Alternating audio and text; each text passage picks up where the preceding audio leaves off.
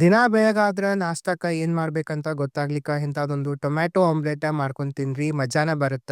ಇದನ್ ಮಾಡುದುನು ತುಂಬಾ ಈಸಿ ಮತ್ತ ಇದು ತುಂಬಾ ಹೆಲ್ದಿನೂ ಆಗಿರುತ್ತ.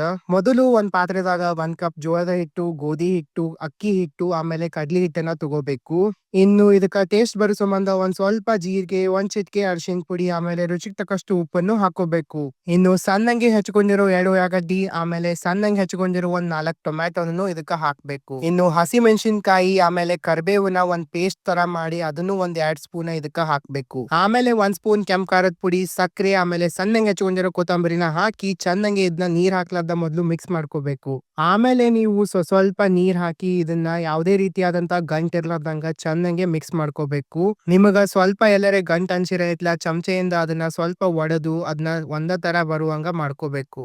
ಒಟ್ನಲ್ಲಿ ಕೊನೆಗೆ ಹಿಟ್ಟ ಈ ಕನ್ಸಿಸ್ಟೆನ್ಸಿದಾಗ ಇರ್ಬೇಕು. ಭಾಳ ಗಟ್ಟಿನೂ ಇರಬಾರ್ದು, ಭಾಳ ಅಯಕು ಇರಬಾರ್ದು. ಇನ್ನೇನಿಲ್ಲ,